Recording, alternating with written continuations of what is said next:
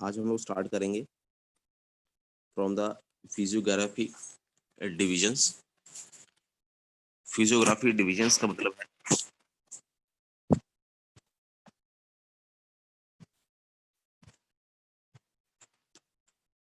Physiography divisions का मतलब है कि हम लोग जितनी भी पर्वत श्रृंखलाएं हैं उनके बारे में बात करेंगे और साथ के साथ ग्लेशियर्स के बारे में बात करेंगे। कल का जो टॉपिक था उसमें अगर किसी को कोई कंफ्यूजन है तो पूछ लें, क्योंकि कल हमारा ऑफ हो गया था।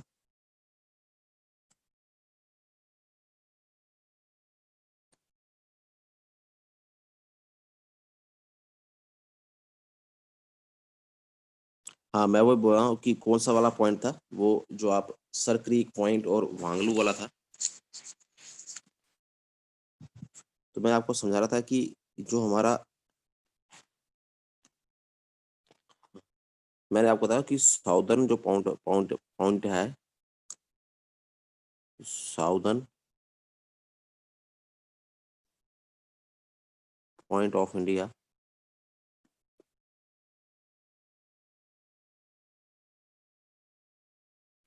साउदर्न पॉइंट ऑफ इंडिया जो है दैट इज कन्याकुमारी।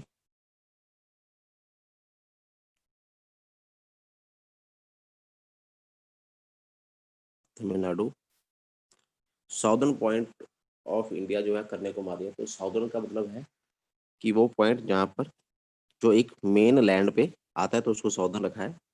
वैसे जो हमारा जो साउदर्न मोस्ट पॉइंट है,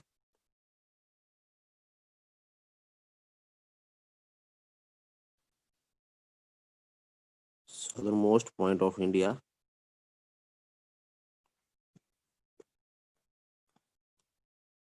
इज इंदिरा पॉइंट।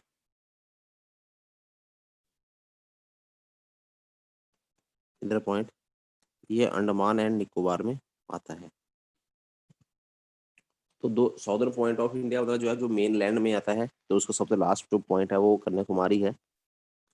और साउदर्न मोस्ट मीन्स जो इंडिया का, जो मैंने आपको कल लैटिट्यूड्स और लॉन्गिट्यूड्स में बताया था, उसके हिसाब से जो सबसे लास्ट वाला जो था, उसके हिसाब से जो सबसे लास्ट है वो पॉइंट है इंदिरा पॉइंट। वो अंडमान निकोबार में आता है।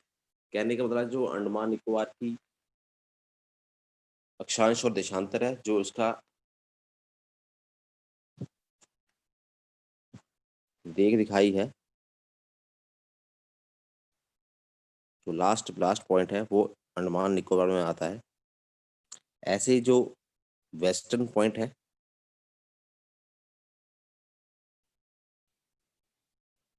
वेस्टर्न पॉइंट ऑफ इंडिया, तो western point of India is sir creek,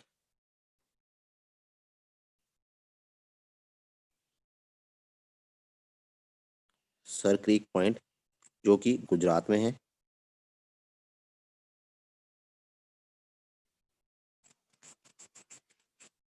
sir creek point Gujarat में है। और ईस्टर्न पॉइंट ऑफ इंडिया,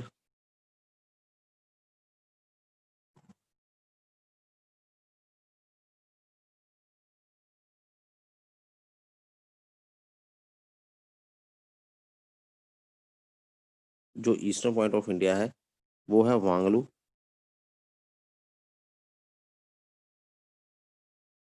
जो कि अरुणाचल प्रदेश में है।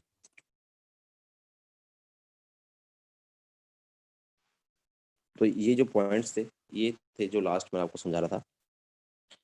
आज नेक्स्ट जो हमारा टॉपिक है वो फिजियोग्राफिक डिविजन्स, यानी कि, हाँ जी, सर क्रीक पॉइंट को 24 डिग्री डिस्प्यूट भी कहा जाता है।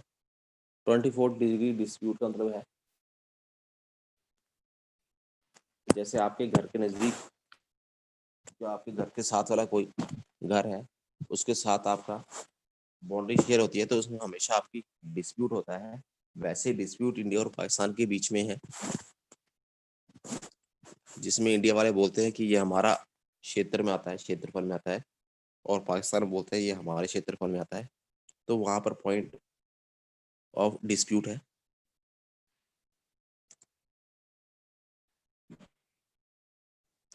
नेक्स्ट जो मैं आपको बताया था कि highest peak of India, next is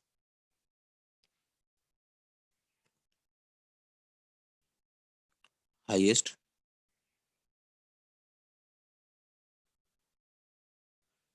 peak of India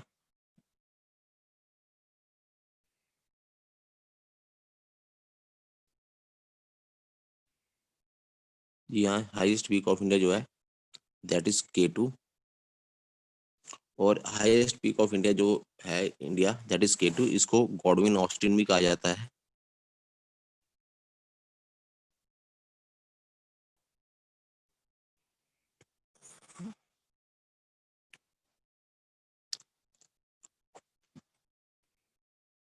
इसको गॉडविन ऑस्टिन भी कहा जाता है। और इसकी जो हाइट है that is 8611 metre.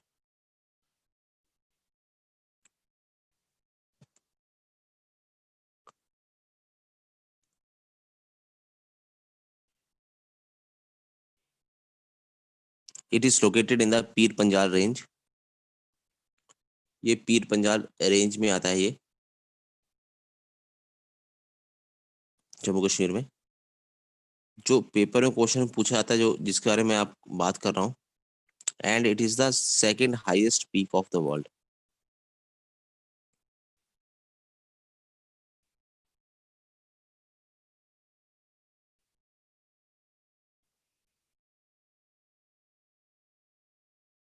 Second highest peak of the world, विश्व की दूसरे नंबर की सबसे ऊंची चोटी है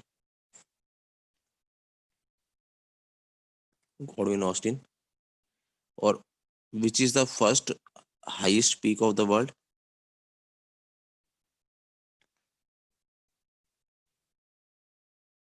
जी हाँ, माउंट एवरेस्ट। नेक्स्ट स्लाइड में देखते हैं।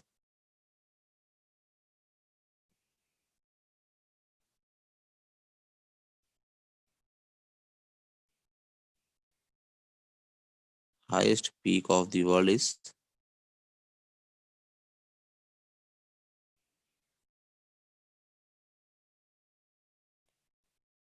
Mount Everest.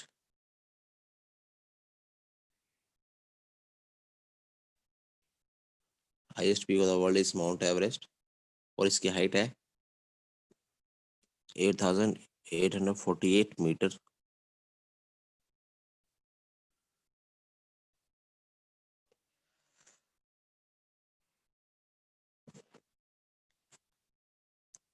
और ये जो माउंट एवरेस्ट है it is located in the Nepal area. ये नेपाल क्षेत्र में आता है। तो नेपाल में माउंट एवरेस्ट को किस नाम से जाना जाता है, ये भी पेपर में क्वेश्चन पूछा जाता है।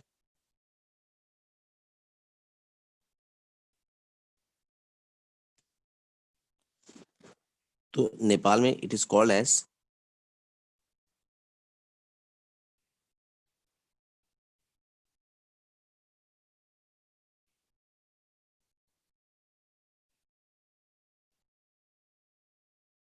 इन Nepal it is called as Sagarmatha.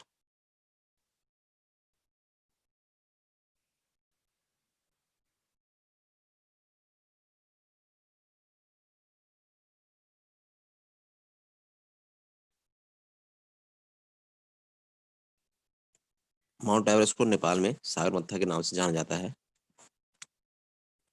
और ये पेपर में क्वेश्चन भी आया था। नेक्स्ट इसका कुछ पेपर में क्वेश्चन पूछे जाते हैं कि नंगा पर्वत, नंदा देवी या कामेट, ये सब जो चोटियां हैं ये कहाँ पर स्थित हैं भारत में? तो हाँ, भारत में है, भारत में, लेकिन मैं उसके बारे में बता रहा हूँ आपको कि कैसे कैसे क्वेश्चन पूछे जाते हैं। तो मैं बताता हूँ कि अरुणाचल प्रदेश में,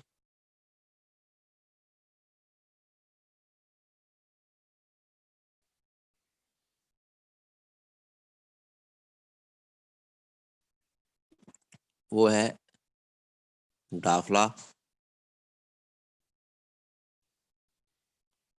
मिनी, मिशनी और अबहोर। फिर उसके बाद आता है उत्तराखंड,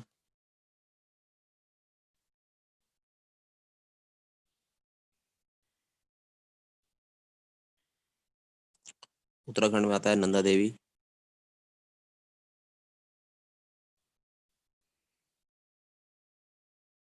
और कामेट, नंदा देवी और कामेत। फिर उसके बाद आता है जम्मू एंड कश्मीर,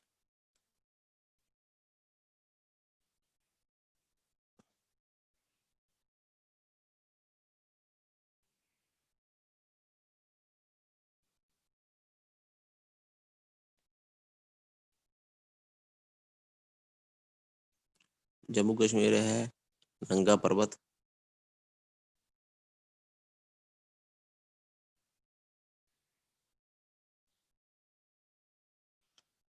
नंगा पर्वत।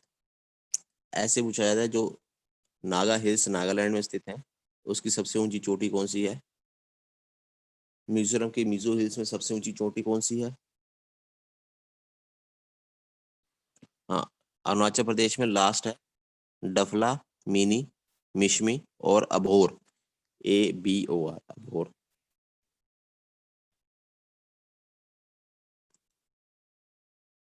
तो अब मैं आता हूँ नॉर्थ ईस्टर्न स्टेट्स की तरफ। तो नॉर्थर्न स्टेट्स में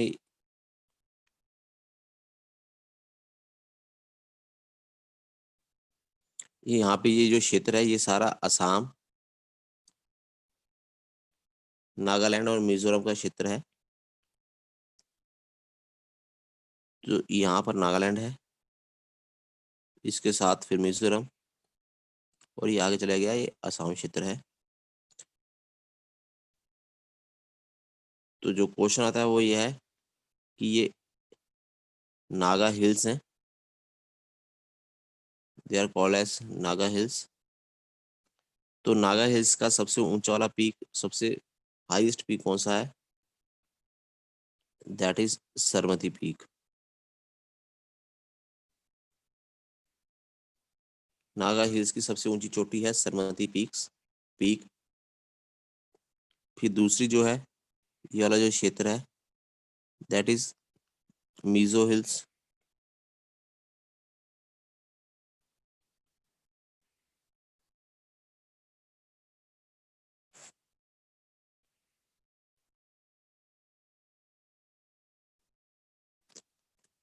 highest peak is Saramati peak, Saramati, SARMATI, Saramati peaks. याद रखेगा ये नागा हिल्स की है, नागा हिल्स मीन्स नागालैंड की जो सबसे ऊंची चोटी है वो सरमती पीक है।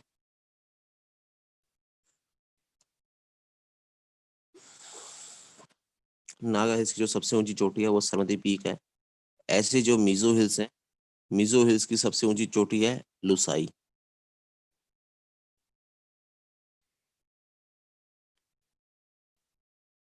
लुसाई सबसे ऊंची चोटी है। और नेक्स्ट जो क्षेत्र है ये वाला, ये है असम में आता है,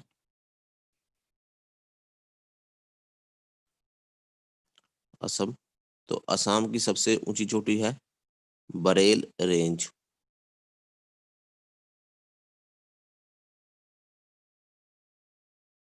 बरेल रेंज जो है वो सबसे ऊंची चोटी है। तो ये नॉर्थ ईस्टर्न स्टेट्स की सबसे ऊंची चोटियों के बारे में मैंने आपको बताया है।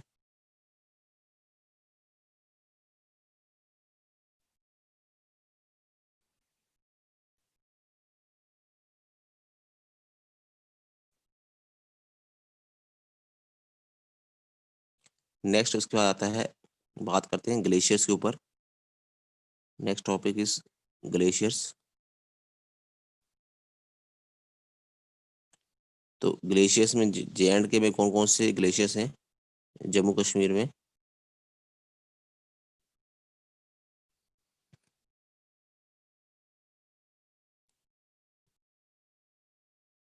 जोजिला,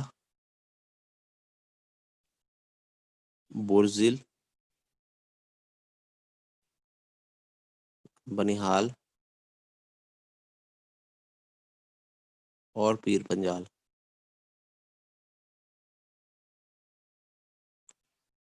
जम्मू कश्मीर के जो सबसे प्रमुख ग्लेशियर्स हैं वो है जोजिला, बुर्जील, बनिहाल और पीर पंजाल।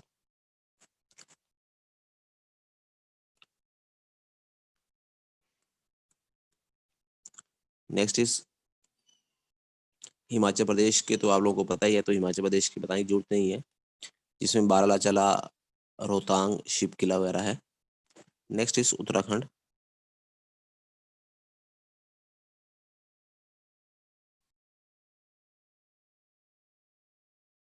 उत्तराखंड के जो है वो है नीति, माना और Lipu Lekh. Niti, Mana and Lipu Lekh is the are the glaciers of Uttarakhand state. याद रखेंगे लिपू लेक जो है ये और भी फेमस है, क्योंकि जो कैलाश मानसरोवर की जो यात्रा है वो लिपू लेक से ही शुरू होती है। लिपू लेक का रास्ता जो है, जो कैलाश मानसरोवर का रास्ता जो है वो लिपू लेक से निकलता है। तो लिपू लेक के आगे लिख देता हूँ, Lipu Lekh is the path of Kailash Mansarovar.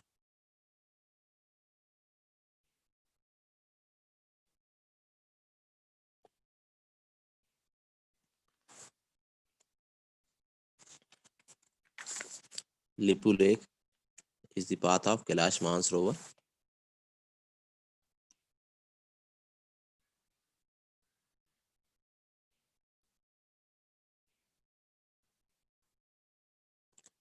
Next is Sikkim. Sikkim के जो ग्लेशियर्स हैं दे आर नाथुला और जेलेपला, नाथुला दर्रा और Jelepla are the glaciers of Sikkim. फिर उसके बाद है अरुणाचल प्रदेश।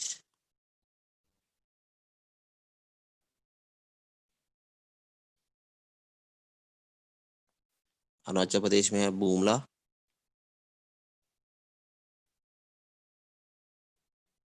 और बूमडिला। बूमला और Bomdila are the glaciers of Arunachal प्रदेश।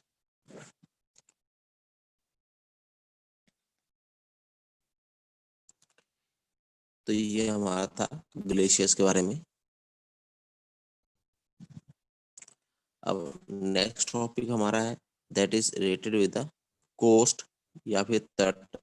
तट क्षेत्र को किसको कहा जाता है? जैसे पेपर में क्वेश्चन पूछा जाता है कि किस राज्य के तट को कोरोमंडल तट कहा जाता है? कोरोमंडल तट किस राज्य में स्थित है? तो तमिलनाडु में स्थित है।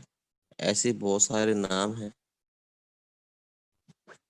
जी हाँ, तो हम वही बात करेंगे। तो आप जो टॉपिक है दैट इज कोस्ट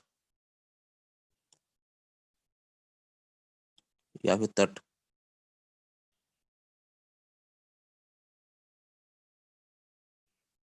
तट कौन कौन से हैं? पहला है गुजरात।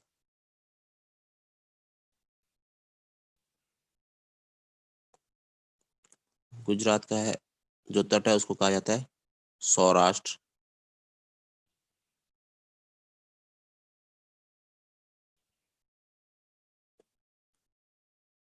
फिर इसके बाद गोवा को कहा जाता है कोंकण।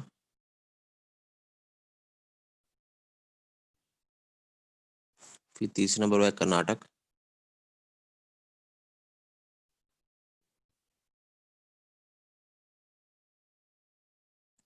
का है किनारा।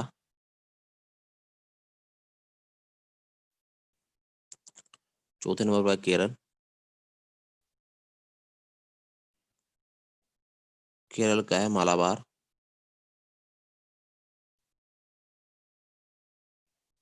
गुजरात के तट को कहा जाता है सौराष्ट्र, गोवा के तट को कहा जाता है कोंकण, कर्नाटक के तट को किनारा और केरल के तट को मालाबार। बाकी नेक्स्ट स्लाइड में बताता हूँ मैं।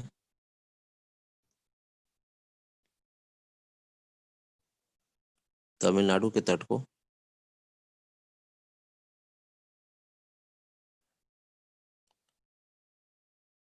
कोरोमंडल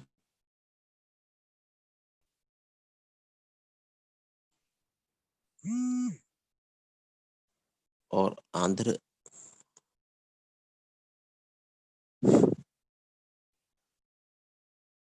को नॉर्दर्न सिरकार,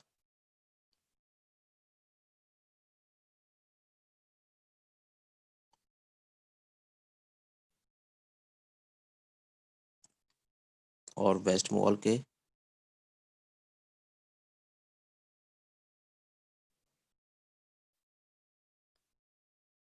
सुंदरबन डेल्टा।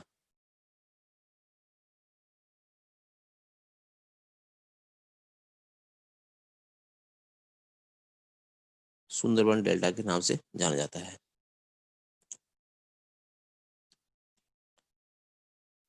तो नेक्स्ट इसके बाद क्वेश्चन पूछे जाते हैं एग्जाम में कि भारत के दक्षिण में, साउथ में कौन सा ओशन है, या फिर वेस्ट में कौन सा सागर है, या पश्चिम में कौन सा है। तो याद रखेंगे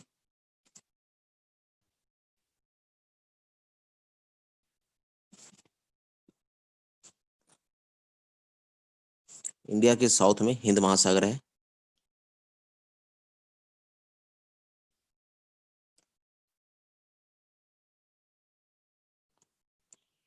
हिंद महासागर, इंडियन ओशन।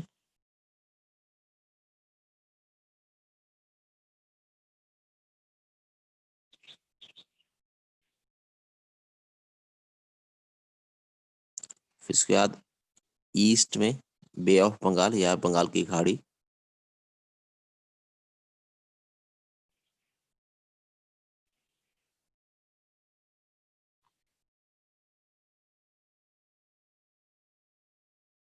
और वेस्ट में जो है अरब सागर स्थित है, अरब सागर स्थित है। अब पेपर में आपने देखा होगा, अगर आपने पढ़ा होगा तो उसमें लिखा जाता है कि जो 10 डिग्री चैनल है वो किन दो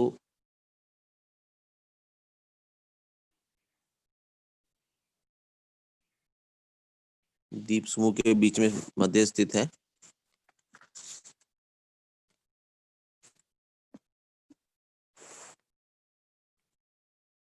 तो अब इसको समझ लेते हैं। जो मैंने आपको अंडमान निकोबार बताया था कि जो उसका साउदर्न पॉइंट ऑफ इंडिया जो है वो कन्याकुमारी तमिलनाडु में है। जो साउदर्न मोस्ट पॉइंट है वो कहाँ पर है, अंडमान निकोबार में इंदिरा पॉइंट। तो मैं उसकी थोड़ा सा आपको समझा देता हूँ कि हम लोग अंडमान निकोबार के बारे में बात करेंगे।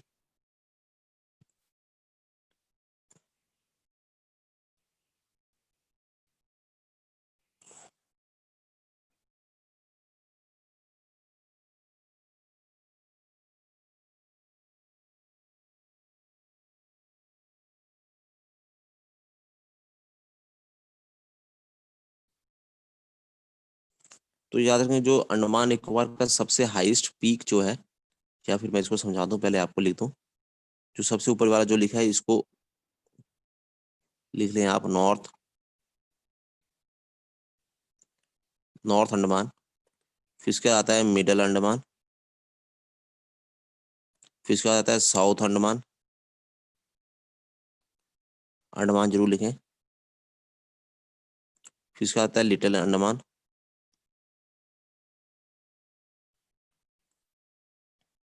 और लास्ट में आता है car Andaman, sorry car Nicobar, car Nicobar. जो पेपर अगर क्वेश्चन आएगा कि अंडमान निकोबार का सबसे हाईएस्ट पीक क्या है, highest peak of Andaman Nicobar is saddle peak.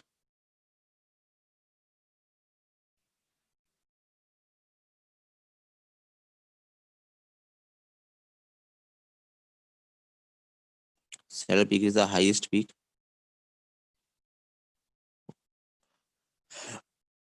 Of Andaman Nicobar.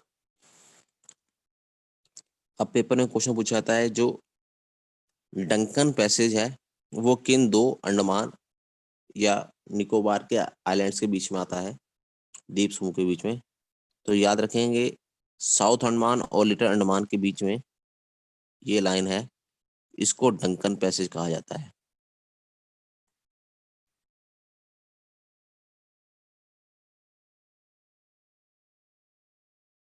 South और लिटिल अंडमान के बीच में जो जगह है उसको डंकन पैसेज कहा जाता है। ऐसे ही लिटिल अंडमान और कार अंडमान के बीच में जो जगह है, इसको 10 डिग्री के नाम से जाना जाता है। और सबसे ज्यादा पेपर में क्वेश्चन आया ये वाला है कि जो डंकन पैसेज है वो किस अंडमान निकोबार के किस आइलैंड के बीच से गुजरती है?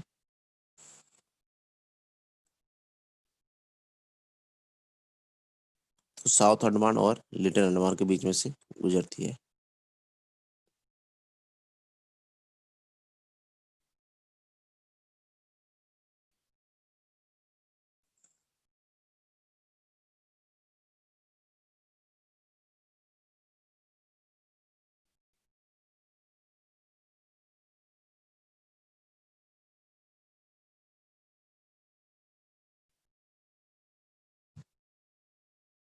तो क्लियर है, किसी को कोई प्रॉब्लम है तो पूछ सकते हैं। हाँ, हाईएस्ट पीक जो है that is saddle peak, SADDLE, saddle peak is the highest peak of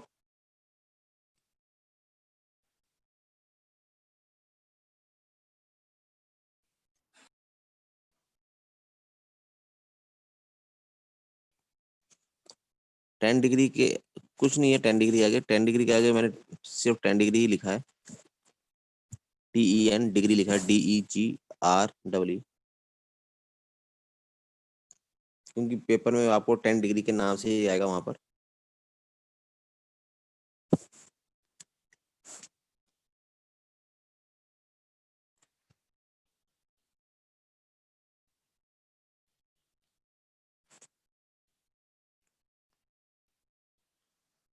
अब आज वाले में इसमें कोई किसी को प्रॉब्लम है तो बता दें, पूछ लें, क्योंकि मैं नेक्स्ट टॉपिक लूंगा that will start from Aravalli hills.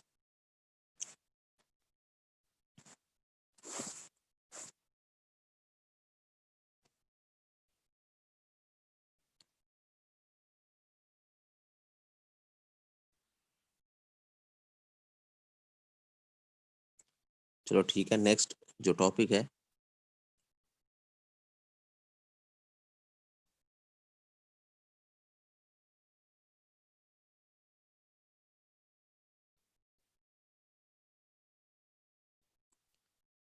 That is hills के ऊपर बात करेंगे।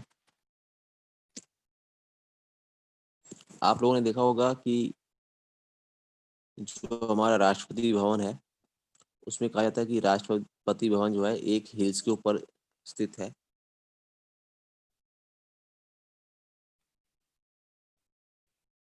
तो राष्ट्रपति भवन जो है वो उसको बुलाया जाता है रायसीना हिल्स पे बनाया बनाया गया है। तो याद रखेंगे, राष्ट्रपति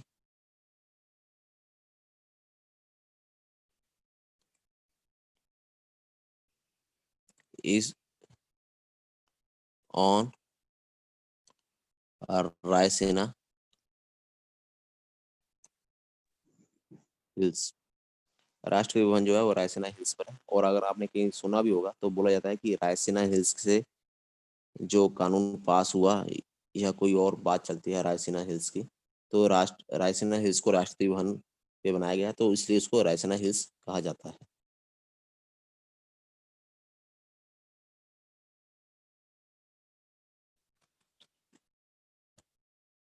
तो नेक्स्ट जो है हमारा, मैं आपको बताऊं कि जो रायसीना हिल्स हैं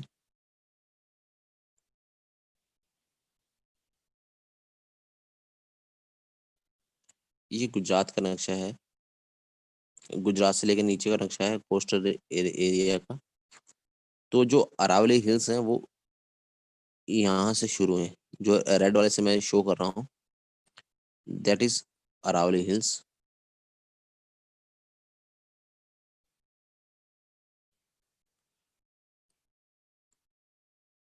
तो ये जो अरावली हिल्स हैं, ये राजस्थान से शुरू होते हुए राजस्थान से शुरू होते हुए दिल्ली तक पहुंच जाती हैं। और दिल्ली में जब ये पहुंच जाती हैं, कहीं बीच में छोटी हैं, किसी यहाँ पे कोई किसी जगह पे नीची हैं। तो जो रायसीना हिल्स हैं वो क्या है, वो अरावली हिल्स का ही पार्ट है एक तरह से। और पेपर में क्वेश्चन पूछा था कि highest peak of Aravalli hills क्या है। अरावली हिल्स का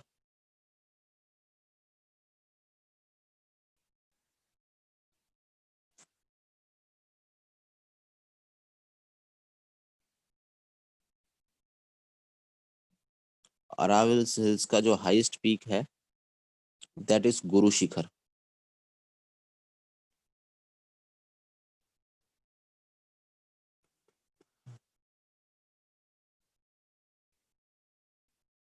गुरु शिखर जो है वो सबसे ऊंची चोटी है अरावली हिल्स की, गुरु शिखर। और आप लोगों ने सुना होगा कि बहुत ही फेमस टूरिस्ट प्लेस है राजस्थान का, that is known as Mount Abu. Mount Abu is also located in this Guru Shikhar. Guru Shikhar पर माउंट आबू टूरिस्ट प्लेस है। और इसी माउंट आबू के पास एक लेक भी है, एक झील है, नोन एज नक्की लेक। नक्की लेक। और जो ये सारा का सारा है, इट इज इन राजस्थान।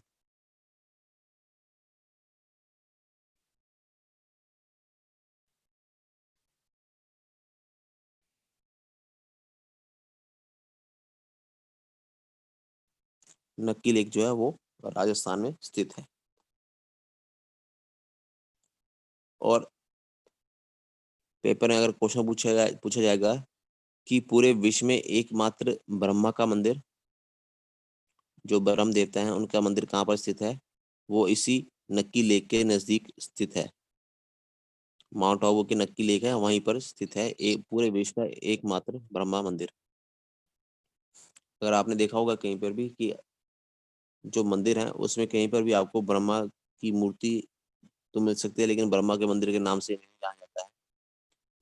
बहुत सारे मंदिर होते हैं, जैसे दुर्गा माता का मंदिर हो गया है, या काली देवी का मंदिर हो गया है, हनुमान का मंदिर हो गया है, लेकिन कभी भी आपको ब्रह्मा का मंदिर के नाम से नहीं जाना जाएगा। ब्रह्मा का एकमात्र जो मंदिर है वो कहाँ पर स्थित है, नक्की लेक, माउंट आबू में स्थित है।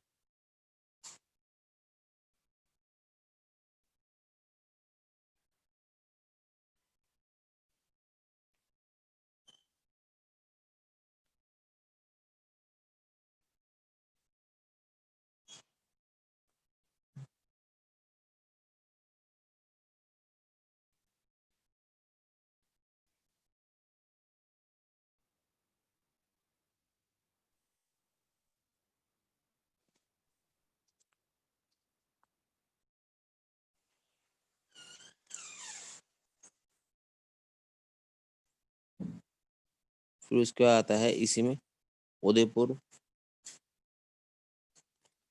जो अरावली हिल्स की जो पार्ट है इसमें उदयपुर भी आता है। तो उदयपुर की सबसे जो उदयपुर में जरगा हिल्स जो है, इसी अरावली हिल्स की पार्ट है। Jarga hills also the part of this Aravali hills. तो ये हमारा टॉपिक था अरावली हिल्स का। Next will be the Nilgiri and Vindhyachal hills. इसमें किसी को कोई प्रॉब्लम है तो पूछ सकते हैं।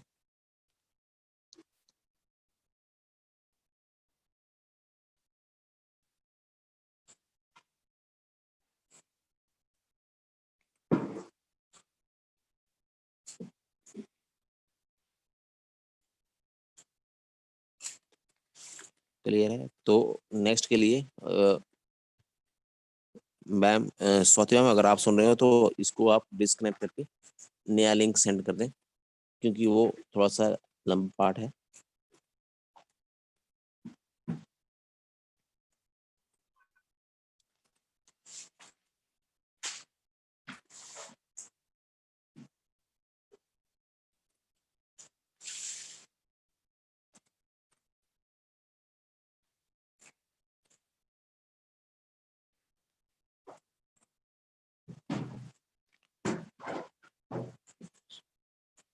स्वाति मैम काइंडली इसको आप रब करके नया लिंक सेंड कर दें।